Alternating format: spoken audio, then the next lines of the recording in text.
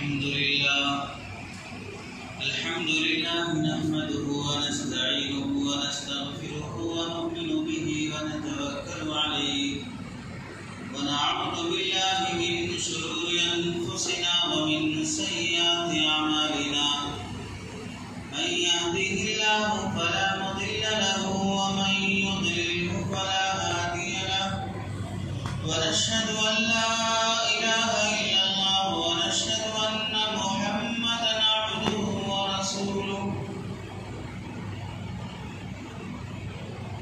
أما بعد فقد قال الله تبارك وتعالى في القرآن المجيد والفرقان الحميد أعوذ بالله من الشيطان الرجيم بسم الله الرحمن الرحيم ويطعمون الطعام على حبه مسكينا ويتيما وأسيرا إنما نطعمكم لوجه الله لا نريد منكم جزاء ولا شكورا صدق الله العظيم. وقال النبي صلى الله عليه وسلم الخلق عيال الله وأحب الخلق إلى الله أنفعهم لعياله. وقال النبي صلى الله عليه وسلم إن الله لا يقدس أمة لا يؤخذ للضعيف فيهم حقه أو كما قال النبي صلى الله عليه وسلم. اللهم صل على سيدنا محمد وعلى آل سيدنا محمد وبارك وسلم. اللهم صل على سيدنا محمد وعلى آل سيدنا محمد وبارك وسلم. اللهم صل على سيدنا محمد وعلى آل سيدنا محمد وبارك وسلم.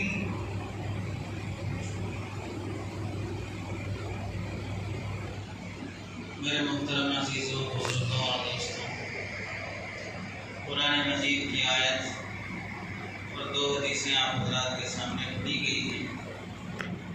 ان آیات میں اور احادیث میں جو مضمون آپ حضرات کے سامنے بیان کرنا ہے وہ ہے دوسرے لوگوں کی خدمت اور دوسرے لوگوں کو فائدہ پہنچانے کی اسلام میں کتنی اہمیت ہے. انسان جو خود غرض اور مطلب پرست بن کے جی رہا ہے کہ میں اچھا رہا، میرے بیوی بچے اچھے رہے، میری فیملی سیف رہی، تو وہ سمجھتا ہے کہ ساری دنیا سیف ہے. سب لوگ اب میرا پیٹ بھر گیا تو سب کا پیٹ بھر گیا، میں کھا لیا تو یہ سمجھو سب کھا لیے، میں نہیں کھایا تو سب بھوکے ہیں. تو اپنے ہی نفع نقصان کو بنیاد بنا کر جینا، دوسروں کے نفع نقصان سے کچھ بھی دلچسپی نہیں لینا، یہ شریعت میں کتنی گری ہوئی چیز ہے. اور دوسروں کو فائدہ پہنچانا، دوسروں کو نفع پہنچانا، دوسروں کے ساتھ دینا، ان کے کام آنا، ان کی خدمت کرنا، یہ شریعت میں کتنا اہم موضوع ہے. اسے آپ حضرات کے سامنے کچھ عرض کرنا ہے. قرآن مجید کی آیت جو تلاوت کی گئی اس میں اللہ رب العزت ارشاد فرماتے ہیں وَيُطْعِمُونَ الطَّعَامَ عَلَى حُبِّهِ. پہلے تو اللہ تبارک و تعالیٰ اس سورہ دہر میں انسان کے پیدا ہونے کی اور اس کے سعادت اور شقاوت کی مختلف جہتیں بیان فرمائی کہ کون انسان سعید ہے، نیک بخت ہے، جنتی ہے، اور کون انسان دوزخی ہے، جہنمی ہے، کون کیسے اعمال کرنے والا جنت میں جائے گا، کیسے اعمال کرنے والا دوزخ میں جائے گا. یہ آیت جہاں سے تلاوت کی گئی اس سے اوپر کا مضمون جو چلا رہا ہے ان الابرار سے جہاں شروع ہو رہا کہ اللہ تعالیٰ ارشاد فرما رہے ہیں کہ نیک لوگ وہ جنت میں بہترین شراب اور بہترین غذائیں اور اللہ کی جنت کے اور اللہ کے بنائے ہوئے جنت کے درختوں کے سائے تلے ہوں گے. ان کے صفات کیا ہیں جو جنت میں رہیں گے اور وہ نیک لوگ ہوں گے، اسے بیان کرتے ہوئے اللہ تعالیٰ فرماتے ہیں وَيُطْعِمُونَ الطَّعَامَ عَلَى حُبِّهِ. وہ لوگ لوگوں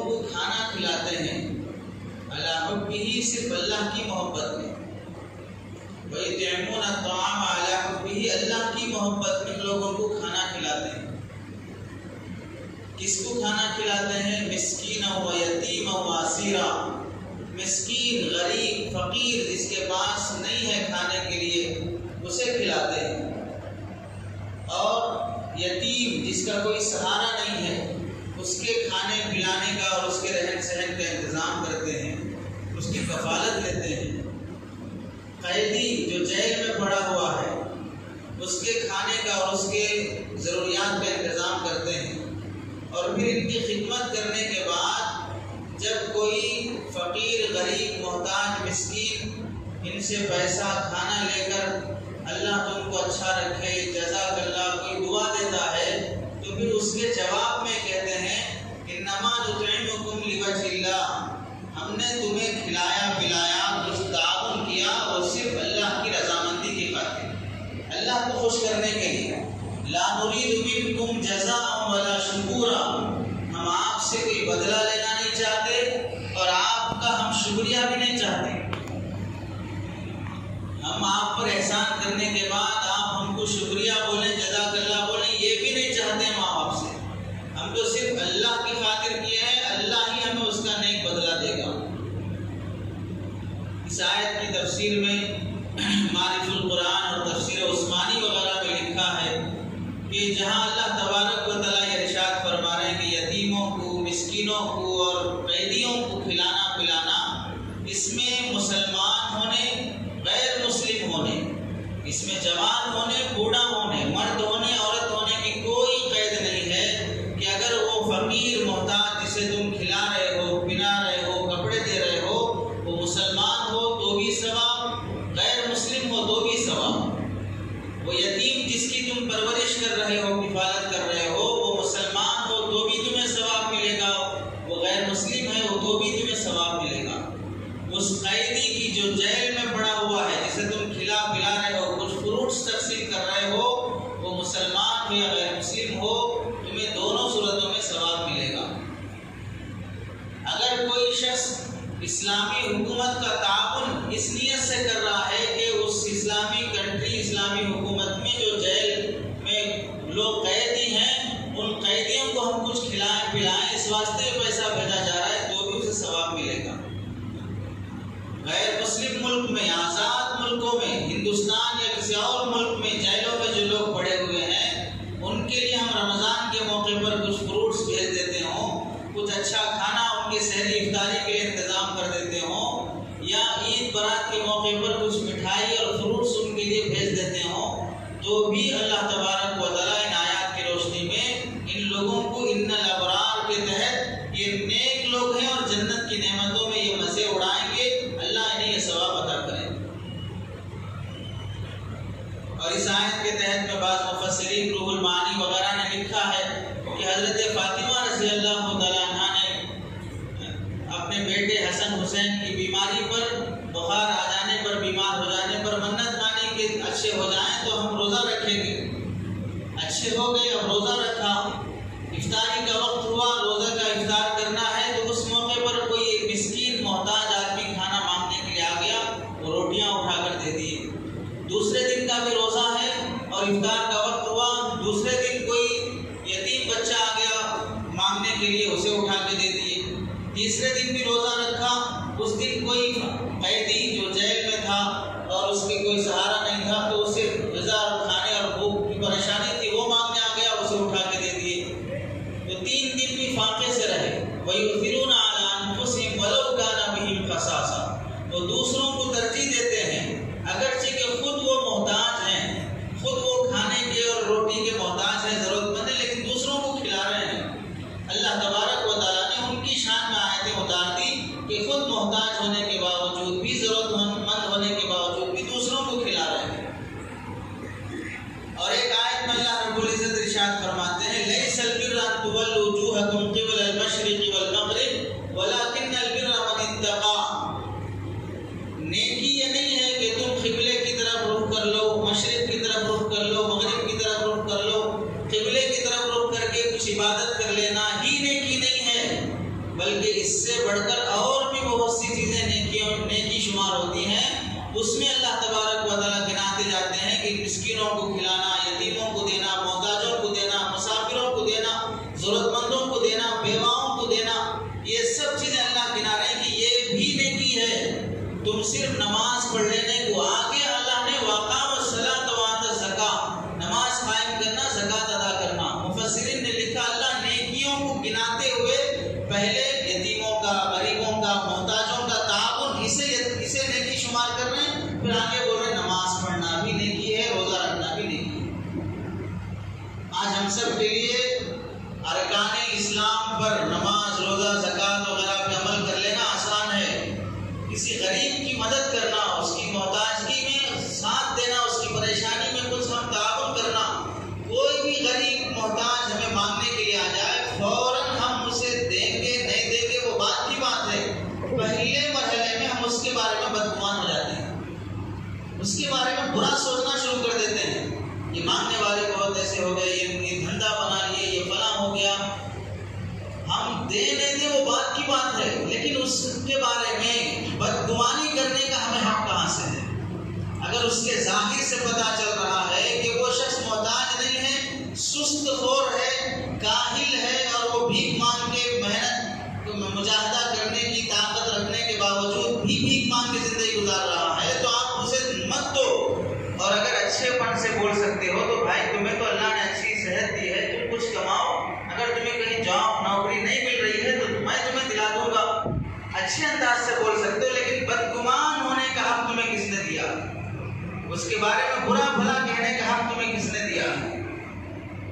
تو اللہ تبارک و تعالیٰ نیکیاں گناتے ہوئے، دراصل آیت تو یہود و نصارہ کے متعلق نازل ہوئی تھی۔ یہود و نصارہ اس بات پہ فخر کرتے تھے کہ ہم اسلام آنے سے پہلے سے بھی قبلے کی طرف رخ کر کے نماز پڑھ رہے ہیں، بعد میں لوگ قبلے کی طرف رخ کر کے نماز پڑھنا شروع کیے، تو اللہ تعالیٰ نے اس میں تردید فرمائی کہ صرف محض قبلے کی طرف رخ کر کے نماز پڑھ لینا، عبادت کر لینا ہی نیکی نہیں ہے، اس سے آگے بھی اور نیکیاں ہیں جو تم نہیں کر رہے ہو۔ غریبوں کی مدد کرنا، ان کا تعاون کرنا، محتاج رشتہ دار ہیں، رشتہ داری کے ناطے ان کا تعاون کرنا، ان کا ساتھ دینا۔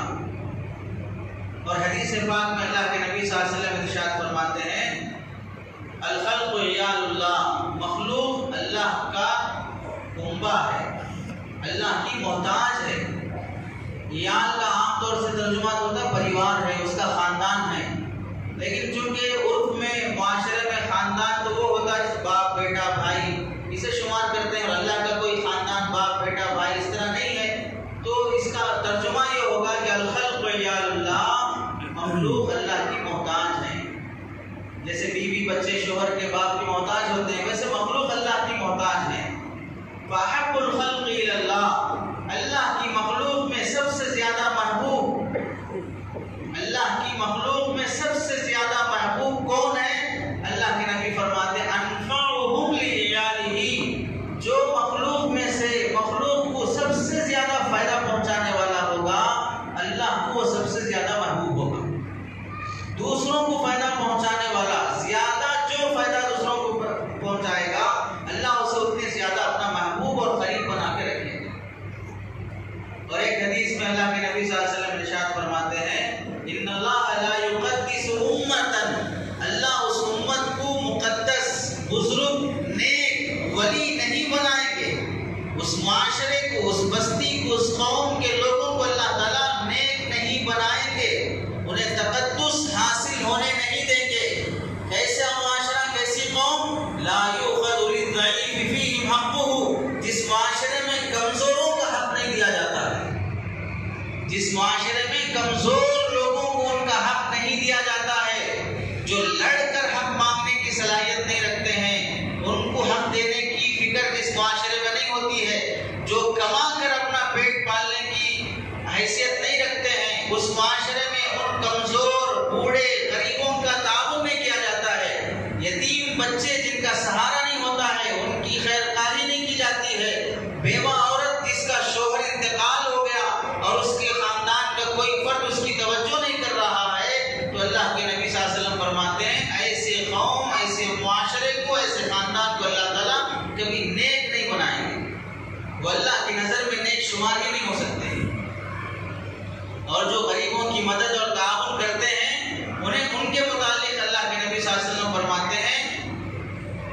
کہ الساعی علی الارملۃ والمساکین کالمجاہد فی سبیل اللہ اب القائم اللیل الصائم النہار، کہ جو الساعی علی الارملۃ، بیواؤں کی مدد کرتے رہنے والا، بیواؤں کی مدد کرتے رہنے والا، حدیث کے ترجمے میں محدثین نے لکھا ہے کرتے رہنا، الساعی علی الارملۃ، وقتاً فوقتاً بیواؤں کی مدد کرتے رہنے والا، والمساکین اور محتاجوں کی مدد وقتاً فوقتاً کرتے رہنے والا، ایسا ہے کالمجاہد فی سبیل اللہ، اللہ کی راہ میں نکل کر دشمنان اسلام سے تلوار ہاتھ میں لے کر جہاد کر رہا ہو تو اسے ایک ایک قدم پر جو نیکیاں اور ثواب دیا جاتا ہے، یہاں بیواؤں یتیموں کی مدد کرنے والے کو ثواب دیا جاتا ہے۔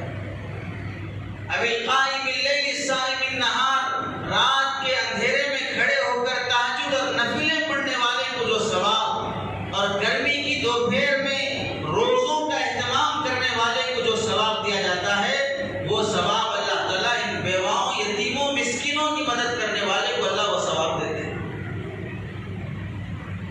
راتوں کی تنہائی میں عبادت کرنا ویسے بھی مشکل ہے، رمضان کے روزوں کے علاوہ نفل روزوں کا اہتمام کرنا ہر آدمی کے بس کی بات نہیں ہے، لیکن کسی بیوہ کی مدد کر دیے، کسی مسکین یتیم محتاج کی مدد کر دیے تو اللہ کے نبی صلی اللہ علیہ وسلم فرماتے ہیں کہ ایک مجاہد کو اور ایک ولی کو رات کی تنہائی کی عبادتوں اور دن کے روزوں میں جو ثواب رکھا ہے اللہ تعالیٰ، ایک بیوہ اور ضرورت مند کی محتاجگی کو اس کی ضرورت کو پورا کرنے پر وہ ثواب رکھا ہے۔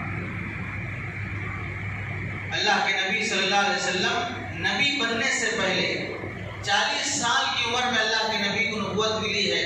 ہم میں سے کتنے لوگ ہیں ابھی 40 سال کی عمر کو نہیں پہنچے؟ 40 سال کی عمر کو پہنچنے سے پہلے نبی بننے سے پہلے مسلمان ہونے سے پہلے کہہ سکتے ہیں اسلام آیا ہی نہیں تو کون مسلمان ہے؟ اللہ کے نبی بنیں گے تو اسلام آئے گا۔ تو نبی بننے سے پہلے ہی اللہ کے نبی صلی اللہ علیہ وسلم نے اپنے پورے مکے میں ایسا اپنا ریکارڈ قائم کر لیا تھا کہ ہر کوئی نبی کو قوم کا خدمت گزار سمجھتا تھا، ہر کوئی نبی کو قوم کا خدمت گزار سمجھتا تھا۔ اسی واسطے جب اسلام آیا، اللہ کے نبی نے لوگوں کے سامنے دین پیش کیا تو جہاں پر کفار مکہ نے اللہ کے نبی سے دلیلوں کا مطالبہ کیا، پروف کیا ہے آپ نبی ہیں، کوئی کرامت کوئی معجزہ دکھائیے، تو اللہ کے نبی معجزے دکھانے کے ساتھ ساتھ سب سے بڑا معجزہ معجزوں میں جو اللہ کے نبی نے پیش کیا وہ کیا ہے؟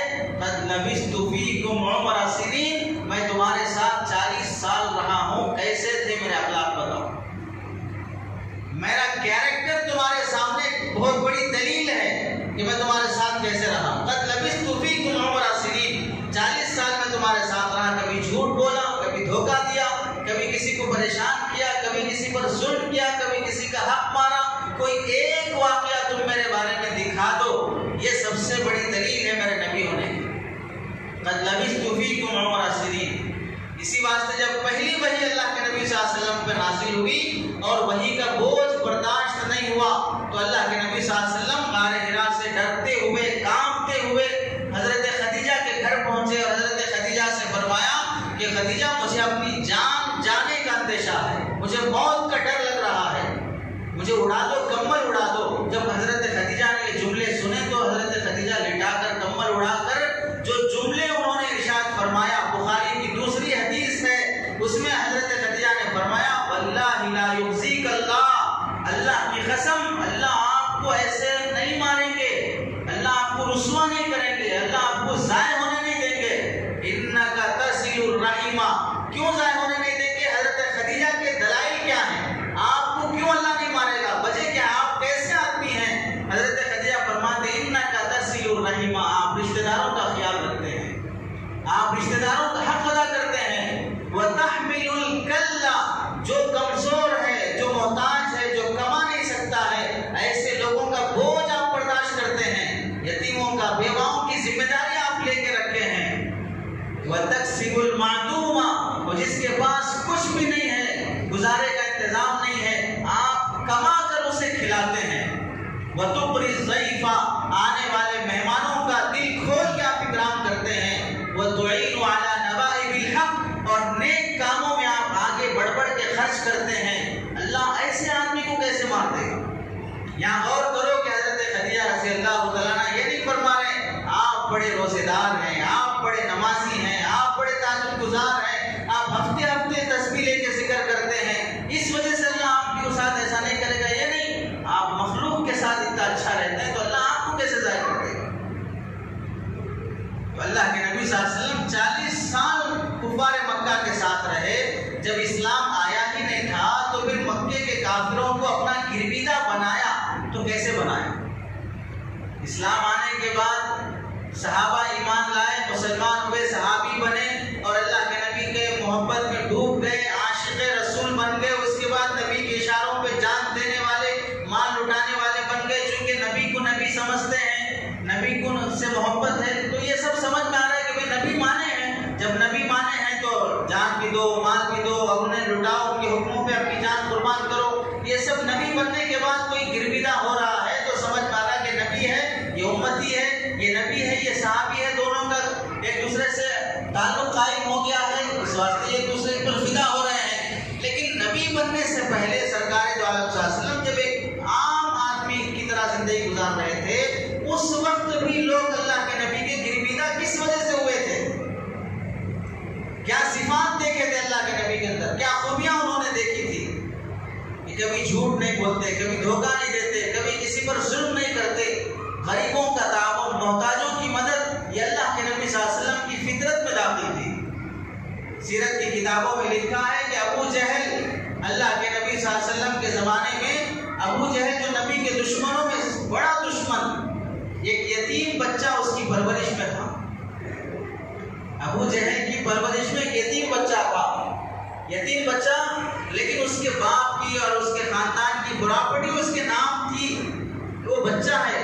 اب ابو جہل اسے اپنی پرورش میں اور کفالت کے اس واسطے لیا تاکہ اس کی پراپرٹی چھین سکے. بچہ ہے، کون پوچھے گا؟ تو جب وہ تھوڑا شعور اسے آیا اور جب وہ اپنا حق مانگنے لگا تو ابو جہل نے اسے حق دینے سے انکار کر دیا کہ تیرا کچھ نہیں ہے یہاں پر. اب وہ مکے کی گلیوں میں جو بڑے بڑے لوگ شمار ہوتے تھے ان سے مدد مانگنے کے لیے نکلا کہ میری مدد کرو، ابو جہل میرا حق نہیں دے رہا ہے. کسی ظالم نے اللہ کے نبی صلی اللہ علیہ وسلم کا حوالہ دے کر اس نوجوان سے کہا، ابو جہل چونکہ اللہ کے نبی سے دشمنی کرتا ہے، نقصان اور تکلیف پہنچانے کی فکر میں ہے، تو کسی نے چھیڑنے کی خاطر اس بچے سے کہا جا کے محمد سے کہو، محمد تمہارا حق دلا دے گا. محمد سے کہو، محمد تمہارا حق دلا دے گا.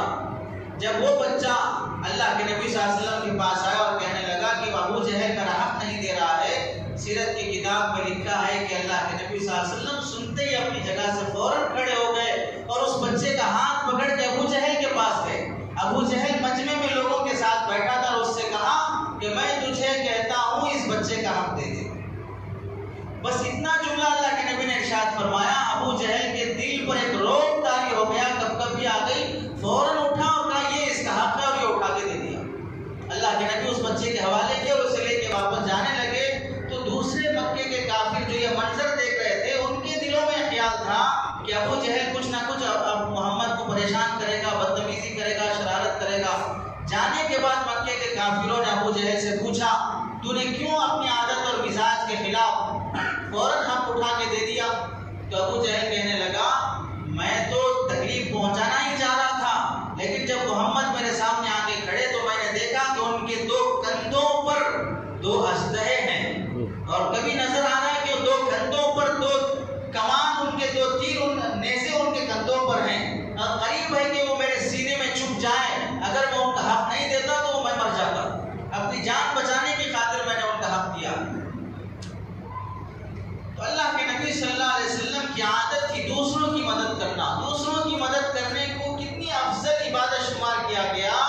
حضرت ابن عباس رضی اللہ تعالیٰ عنہما مسجد میں اعتکاف میں بیٹھے، نفل اعتکاف میں، اور ایک آدمی بازو آ کے پریشان حال بیٹھا ہے، چہرے سے اندازہ ہو گیا پریشان ہے. پوچھا کیا پریشانی ہے؟ کہ ایک آدمی سے قرضہ لیا تھا، واپس نہیں کر سک رہا ہوں، اب ٹائم ہو گیا، اسے واپس لوٹانا ہے. حضرت ابن عباس نے فرمایا اگر میں کچھ اس سے سفارش کر دوں تو تیرا کام بن جائے گا؟ تو کہا آپ جیسے بڑے آدمی سفارش کر دیں تو میرا کام ضرور بن جائے گا. اعتکاف سے اٹھے، کونے میں جہاں جوتے چپل چھوڑے تھے لے کے باہر نکلنے لگے تو اس آدمی نے یاد دلایا کہ آپ کا اعتکاف ہے.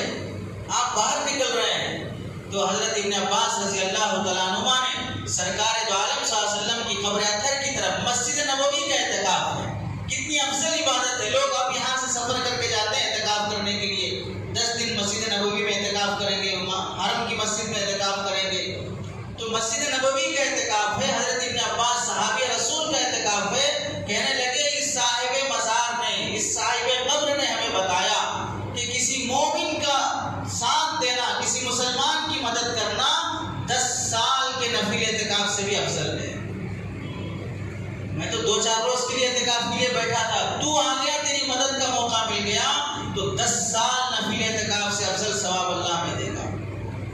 کتنی افضل عبادت شمار کیا ہے۔ کوئی مسلمان کسی مسلمان کی مدد کرے، اس کا ساتھ دے، اس کی ہیلپ کرے، سفارش کر دے۔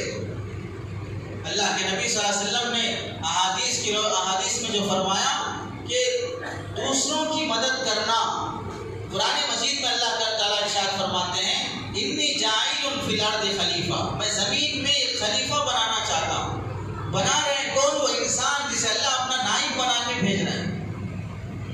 علماء نے لکھا ہے کہ نائب کے 2 کام ہوتے ہیں۔ نائب ہونے کا پہلا کام یہ ہے کہ جس کی طرف سے وہ نائب بنا ہے، جس کی طرف سے وہ نائب بنا ہے اس کا کام کرنا۔ ایک میئر ہے، ایک ڈپٹی میئر ہے، تو وہ جو بڑا آدمی کام کر رہا ہے یہ ڈپٹی میئر بھی وہی کام کرے۔ تو اللہ جو کام کر رہا ہے وہ کام یہ نائب کر کے دکھائے۔ اللہ کا کام کیا ہے؟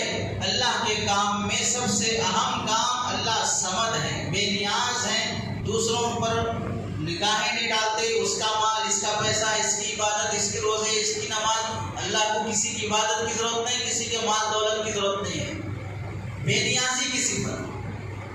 اور سمجھ میں دوسری صفت یہ ہے کہ ضرورت مندوں کی محتاجگی دور کرنا، ضرورت دور کرنا۔ تو جو اللہ کا نائب بن کے جینا چاہتا ہو، خلیفہ بن کے جینا چاہتا ہو، اس کے لیے ضروری ہے کہ دوسروں کے مال پر نگاہ نہ ہو اور یہ دوسروں کی مدد کرنے والا بنے، تب جا کے وہ زمین پر اللہ کا حقیقی نائب اور خلیفہ ہے۔ اور اس کے ساتھ ساتھ نائب کا دوسرا کام ہوتا ہے کہ وہ اپنی جس کی طرف سے وہ نائب بنا ہے اس کی فرمانبرداری، اس کی وفاداری۔ اگر جو نائب ہے، ڈپٹی میئر ہے، وہ میئر کی ٹانگ کھینچ دے تو پھر ظاہر سی بات ہے اس کی جان خطرے میں پڑ جائے گی۔ جو مسلمان اللہ کا نائب بن کے جینا چاہ رہا ہے وہ اللہ سے بغاوت کرنے والا بن جائے، اللہ کے حرام کردہ چیزوں کا ارتکاب کرے، گناہ کرے، شراب، چوری، زنا، یہ سب حرام کام کرے، وہ اللہ کا نائب بننے کا اہل نہیں ہوتا ہے۔ تو ایک طرف اطاعت کرنا، دوسری طرف قوم کی خدمت کرنا، یہ دونوں چیزیں نائب کے اندر ہوتی ہیں، وہ جا کے اللہ کا حقیقی نائب اور خلیفہ بنتا ہے۔ اور جو بندہ لوگوں کا تعاون، لوگوں کی خدمت اور مدد کرتا ہے، اس متعلق اللہ کے نبی صلی اللہ علیہ وسلم ارشاد فرماتے ہیں اللہ فی عون العبد ما کان العبد فی عون اخیہ، اللہ اس بندے کی مدد کرتے ہیں جب کوئی بندہ دوسرے بندے کی مدد میں لگا رہتا ہے۔ اور ایک حدیث میں اللہ کے نبی نے ارشاد فرمایا کہ جو انسان کسی پریشان حال کی پریشانی کو دور کر دے گا، کسی مصیبت میں پڑے ہوئے آدمی کی مصیبت کو دور کر دے گا، تو اللہ تعالیٰ یہ شخص جب قیامت کے دن مصیبت میں پڑا ہوگا تو اللہ اس کی مصیبت کو دور کر دے گا۔ بتاؤ دنیا کی مصیبت بڑی ہے یا آخرت کی مصیبت بڑی ہے؟ اللہ فرماتے تم دنیا کی ہلکی پھلکی مصیبتیں بندوں سے دور کر دو، میں تمہاری آخرت کی بڑی بڑی مصیبتیں تم سے ہٹا دوں گا۔ اور تم کسی کی مدد کرنے، تعاون کرنے کے پیچھے ہو تو اللہ فرماتے ہیں میں تمہارے کام بنانے کے پیچھے لگا رہتا ہوں۔ جب تک تم کسی کا ساتھ دے رہے ہو تو اللہ تمہارے کاموں میں ساتھ دینے اور معاون بننے میں لگے رہتے ہیں۔ تو اس واسطے ان احادیث اور آیات کی روشنی میں پہلی چیز جو ہمارے اندر پیدا ہونی ہے وہ یہ ہے کہ ہم خود غرض، مطلب پرست اور سیلفش بن کے جینے کی یہ حیوانی صفات اپنے اندر سے نکال دیں۔ دوسروں کی مدد کرنا انسانیت ہے اور خود غرض بن کے جینا یہ حیوانیت ہے۔ اس کی واضح دلیل کیا ہے؟ آپ پوری دنیا کے جانوروں کا سروے کر لو، پوری دنیا کے جانوروں کا سروے کر لو، ایک دو جانور کے علاوہ تم دکھا نہیں سکتے کہ کوئی ایک جانور دوسرے جانور کی مدد کر رہا ہو، ایک جانور دوسرے جانور کی مدد کر رہا ہو۔ اپنے گلی کے کتوں کو دیکھ لو، کون سا کتا ایسا ہے جو دوسرے کتے کی مدد کر رہا ہو؟ بلکہ اس کے سامنے کھانا ہڈی کچھ بھی پڑ جائے تو اپنی ہی برادری سے لڑ لے گا، وہ دوسرے کتوں کو آنے نہیں دے گا۔ گلی کے جو پرانے کتے ہیں وہ نئے کتوں کو آنے نہیں دیتے ہیں۔ تو جانوروں کی صفت ہے دوسرے مر رہے ہوں، کچھ بھی ان کی اندر خباثتیں ہوں، کچھ بھی ایک دوسرے کی ہیلپ کرنا، مدد کرنا، یہ جانوروں کے اندر نہیں پایا جاتا ہے۔ اور انسانوں کو اللہ تعالیٰ نے امتیاز بخشا ہے کہ وہ دوسروں کی مدد کریں، دوسروں کا ساتھ دیں۔ کون سا جانور ہے جو دوسرے جانور کو گھر بنا کے دے رہا ہو؟ کون سا جانور ہے جو دوسرے جانور کے لیے دانا چن کے لا کے اسے کھلا رہا ہو؟ کون سا جانور ہے کہ کوئی دوسرا جانور بیمار پڑ جائے تو اسے ڈاکٹر کے پاس لے جا کے علاج کرا رہا ہو، یا کوئی جڑی بوٹی توڑ کے لا کے اسے دے رہا ہو کھانے کے لیے؟ تو اگر یہی صفات انسانوں کے اندر ہیں کہ معاشرے میں کوئی بیمار پڑا ہے، لوگ اس کے گھر کے سامنے سے گزر رہے ہیں، کوئی اسے پوچھنا نہیں کہ آپ بیمار ہیں، دوائی کی ضرورت ہے، آپ کو ڈاکٹر کے پاس جانا ہے، میں وہاں تک چھوڑ دیتا ہوں، ایسا کوئی انسان نہیں پوچھ رہا ہے، تو آپ بتائیے اس جانور اور اس انسان میں کیا فرق ہے؟ دوسروں کی مدد کرنا یہ انسانیت ہے، اور اپنا خود غرض بن کے جینا یہ حیوانیت ہے۔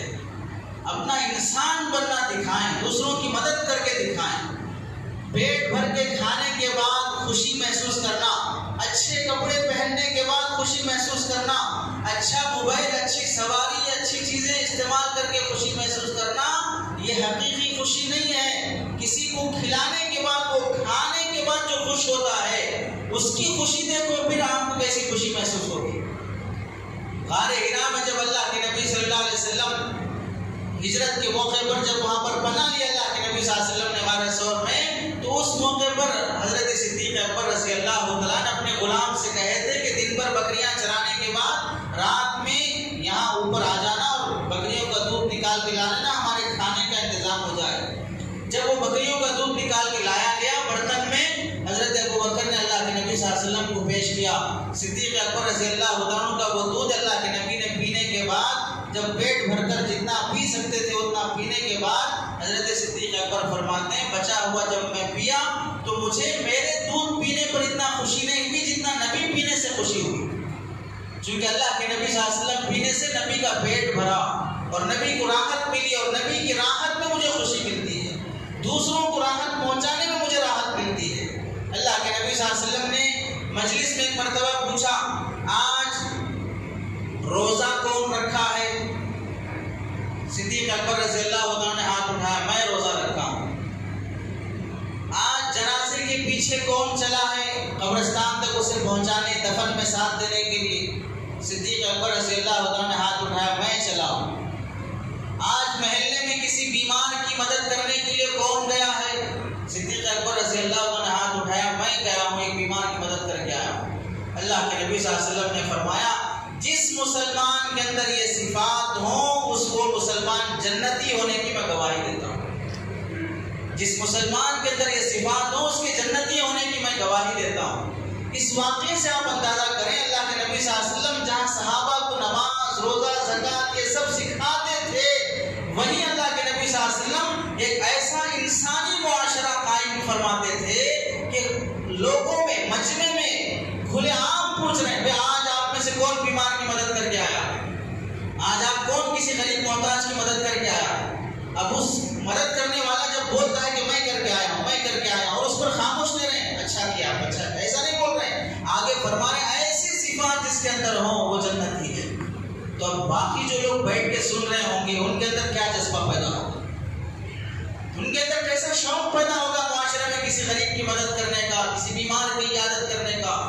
تو ایک انسانی معاشرہ بنانے کے لیے کھلے عام اللہ کے نبی صلی اللہ علیہ وسلم محنت، لوگوں کو پتہ چلے کہ انسانیت یہ ہے۔ صدیق اکبر رضی اللہ عنہ جب خلیفہ بنے، امیر المومنین بنے، تو محلے کی بچیوں میں سے 2-4 بچیاں کہنے لگی، ابو بکر اب تک کامن مین تھا، عام آدمی تھا، تو ہمارے گھر آتا تھا، ہمارے گھر میں کوئی مرد نہیں ہے تو بکریوں کا دودھ نکال کر ہمیں بکریوں کا دودھ برتن میں بھر کے دیتا تھا، ہمارے گھر میں پانی لانے والے نہیں ہیں تو ہمارے گھر پانی لا کے ڈالتا تھا، اور مارکیٹ سے سبزی سودا لانے والے نہیں ہیں تو یہ سب کام کرتے تھے صدیق اکبر۔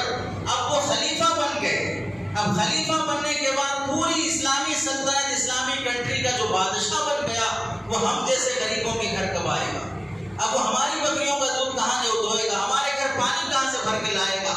ان بچیوں کی آواز صدیق اکبر کے کانوں میں جب پڑی تو حضرت صدیق اکبر نے فوراً فرمایا، وَلَعَمْرِي، میری زندگی کی قسم، میں قسم کھا کے کہتا ہوں جب تک میں یہاں ہوں تب تک میں تمہارے گھر آؤں گا، تمہارے بکریوں کا دودھ نکال کے دوں گا، تمہارے گھر پانی بھر کے لاؤں گا۔ اور سیرت میں لکھا ہے کہ حضرت صدیق اکبر رضی اللہ عنہ خلافت کے زمانے میں ان غریبوں کا دودھ اور پانی سودے کا انتظام فرماتے تھے۔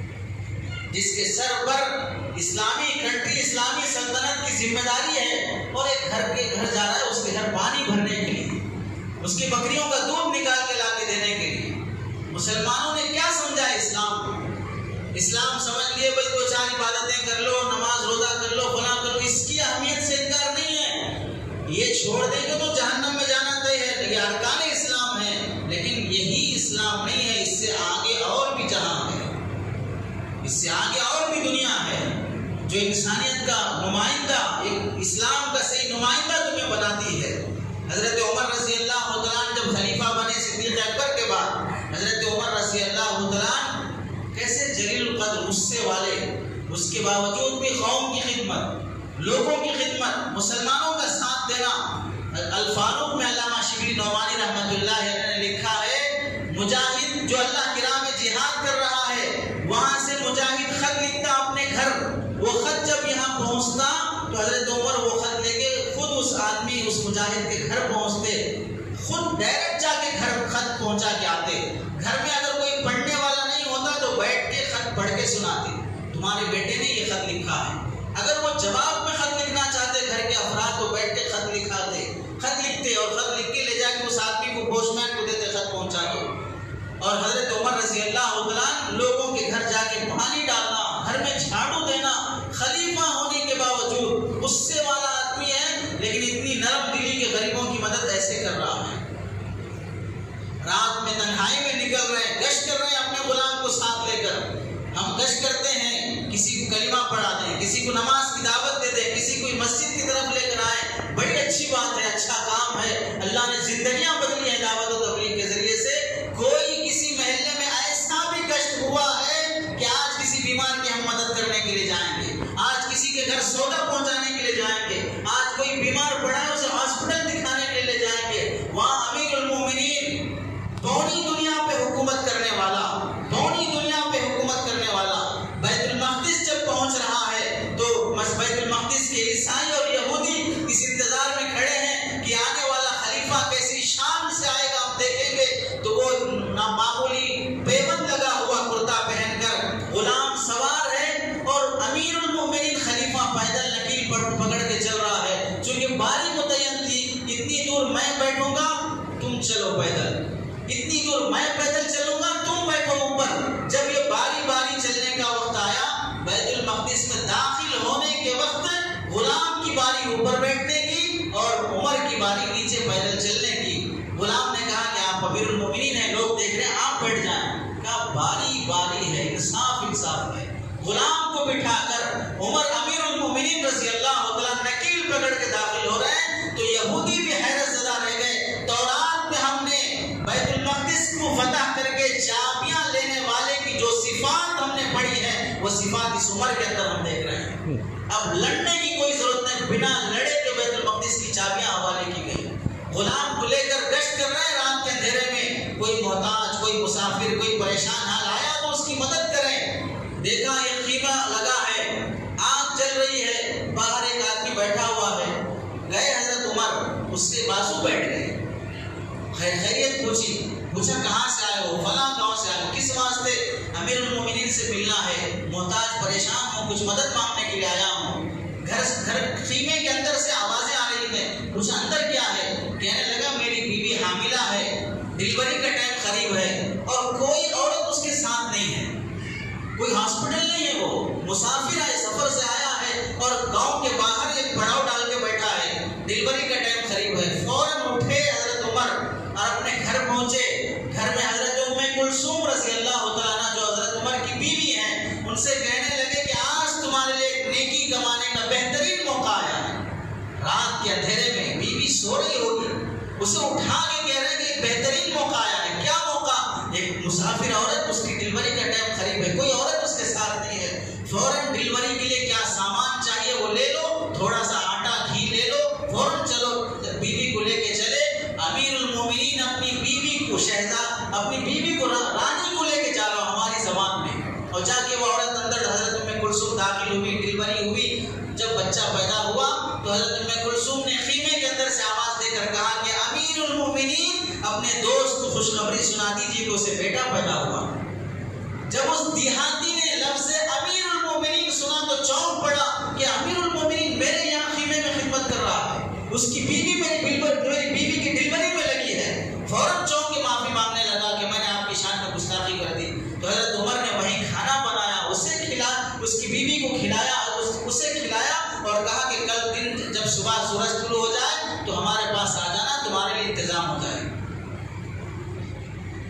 اسلام ایسے ہی نہیں پھیلا ہے، اسلام تمہارے نماز و روزوں سے نہیں پھیلا ہے، اسلام تمہارے داڑھی کرتے پاجاموں سے نہیں پھیلا ہے، اسلام تمہارے اخلاق سے پھیلا ہے، اسلام تمہاری انسانیت سے پھیلا ہے۔ ہم بھی کہتے ہیں اسلام تلوار کے زور سے نہیں پھیلا بلکہ مسلمان کے کردار سے پھیلا ہے۔ کیا کردار ہے مسلمان کا؟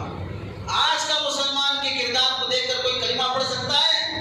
آج کے مسلمان کے اخلاق کو دیکھ کر کوئی کلمہ پڑھ سکتا ہے؟ وہی حضرت امیر المومنین رات کے اندھیرے میں گشت کر رہے ہیں، دیکھا ایک عورت اپنے چھوٹے چھوٹے بچوں کو خیمے میں بٹھا کر انہیں تسلی دے رہی ہے، چولہے پہ ہانڈی چڑھی ہے اور کوئی چیز پک رہی ہے اور بچے بلبلا رہے ہیں۔ حضرت عمر نے جا کے کہا کہ تجھ پہ اللہ رحم کرے، بچوں کو کیوں ستا رہی ہے، انہیں کھلاتی کیوں نہیں ہے؟ تو عورت کہنے لگی ہے تو نہ کھلاؤ، یہ ہانڈی میں کیا چڑھا کے رکھی ہے؟ ہانڈی میں صرف پانی ابل رہا ہے، کوئی چیز کھانے کو نہیں ہے، فاقہ ہے، اور بچوں کو تسلی دے رہے ہوں، بیٹا پک رہا ہے تھوڑا انتظار کر لے، پک رہا ہے تھوڑا انتظار کر لے، اور اس انتظار میں ہو کہ بچہ روتے روتے تھک کے سو جائے، ہے ہی نہیں کچھ کھلانے کے لیے تو کیا کھلاؤں؟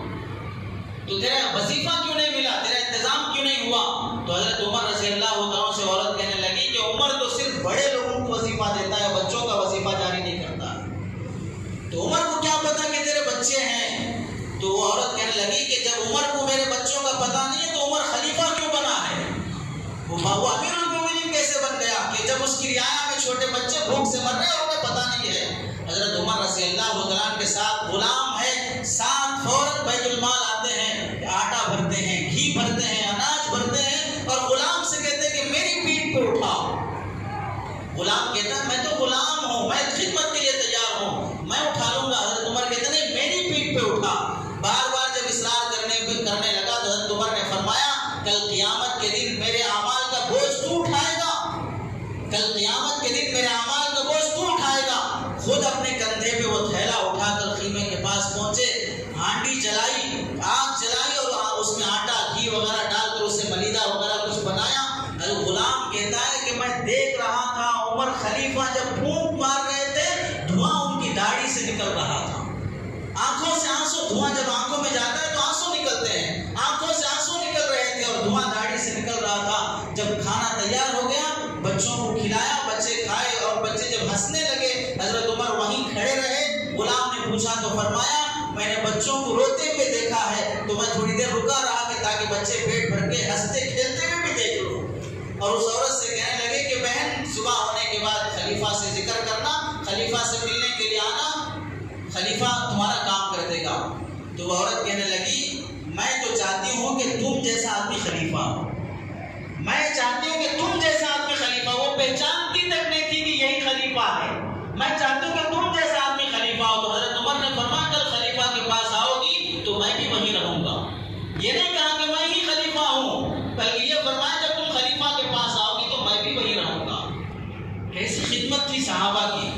آج معاشرے میں دکھا دے کوئی کہیں گاڑی پارک کر رہا ہے تو اسے تھوڑی جگہ دینے تیار نہیں ہے، مصلی نماز پڑھنے کے لیے آ رہا ہے تو اسے جگہ دینے کے لیے تیار نہیں ہے۔ ایک بلڈنگ میں رہتے ہوئے سبزی تھوڑی زائد ڈالیے، آج پیاز مہنگی ہے، آج ٹماٹر مہنگا ہے، ایسے موقع پر پڑوسی خریدا نہیں خریدا، ایک 2 کلو ٹماٹر میں 20 روپے کے زائد خرید کے لا لو اور ایک 4 ٹماٹر اس بازو خرید پڑوسی کو بھیج دو۔ انسانیت مسلمانوں میں کیوں دفن ہوتی جا رہی ہے؟ جب سے ہم مسلمانوں کے مکانات مکان پر مکان بننے شروع ہو گئے، مکان کے بازو مکان بننا ختم ہو گیا، مکان پر مکان بننا شروع ہو گئے تو انسانیت دفن ہونا شروع ہو گئی۔ اب کس فلور میں کون مر رہا ہے کسی کو پتا نہیں ہے۔ ایک بلڈنگ میں رہنے والوں میں سے 2nd فلور پہ کسی کا انتقال ہوا تو 3rd فلور والے کو معلوم نہیں کوئی مرا ہے۔ جب پبلک جمع ہوتی ہے تو پوچھتے کیا ہوا ہے، فلاں فلور میں کوئی مر گیا ہے۔ کیسی لا تعلقی کی زندگی، کیسی حیوانیت کی زندگی مسلمان جی رہا ہے۔ دارالعلوم دیوبند کے استاد جب علامہ اکبر شاہ کشمیری رحمۃ اللہ علیہ وہاں پر پڑھ رہے تھے، سید اصغر حسن حسین رحمۃ اللہ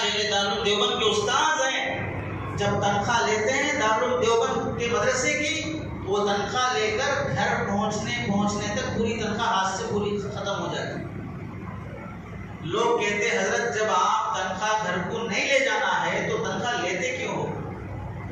تنخواہ لے کے گھر گئے تک، سیلری لے کے گھر گئے تک پوری تنخواہ ختم ہو جا رہی ہے، تو پھر تنخواہ جب گھر میں دینا نہیں ہے تو تنخواہ لیتے کیوں ہو؟ تو حضرت فرمانے لگے تنخواہ لیتا اس واسطے ہوں تاکہ مجھے کبھی ضرورت پڑے تو میں دوسروں کا محتاج نہ ہوں. اگر میں کمپنی میں یہ لکھا لیا کہ میں بغیر سیلری لے کے فری میں کروں گا، اگر کبھی مجھے ضرورت پڑ جائے تو کمپنی کہاں سے میری مدد کرے گی؟ کیوں کرے گی؟ کیا حق بنتا ہے میرا؟ اس واسطے لیتا ہوں تاکہ بے نیاز رہوں، اور غریبوں کی مدد اور ان کو صدقہ خیرات اس واسطے دیتا ہوں تاکہ ان لوگوں کا پیٹ بھرے، ان کی ضرورتیں پوری ہوں. دارالعلوم دیوبند کے استاذ ہیں، ایشیا کا بڑا ادارہ، حدیث کا درس دیتے ہیں، لیکن صبح فجر کے بعد محلے کی عورتیں جن گھروں میں جہاں بیوہ عورتیں رہتی ہیں ان گھروں پہ دستک دیتے ہیں کہ بہن آج کچھ سودا لا کے دینا ہے، آج کچھ ترکاری لا کے دینا ہے. حدیث کا درس دینے والا بہنوں کی گھر جا کے، عورتوں کی گھر جا کے سبزی سودا لا کے دے رہے ہیں. 10-12 عورتوں نے لانے کے لیے کہا، اب سب کا حساب دماغ میں رکھنا ہے. اب جا کے لانے کے بعد کوئی عورت کہتی ہے میں تو ٹماٹر آدھا کلو ہی بولی تھی، آپ 1 کلو لاتی ہے، ٹھیک ہے میں آدھا کلو واپس کر کے لاتا ہوں. وہ واپس کرنے جا رہے ہیں. یہ کون کر رہا ہے؟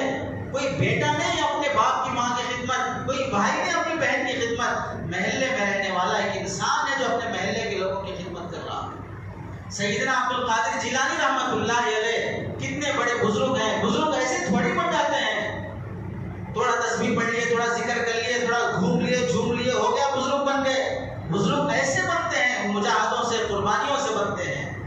حضرت سیدنا عبد القادر جیلانی رحمۃ اللہ علیہ فرماتے تھے کہ مجھے ایسا لگتا ہے کہ میری ہتھیلیوں میں سوراخ ہیں، میری ہتھیلیوں میں سوراخ ہیں. اگر تم مجھے صبح 1 لاکھ اشرفیاں بھی لا کے دے دو گے، شام ہونے تک وہ سب ختم ہو جائیں گے. 1 لاکھ اشرفیاں بھی لا کے دے دو گے تو شام ہونے تک ختم ہو جائیں گے، ایک بھی نہیں رہے گی میرے پاس.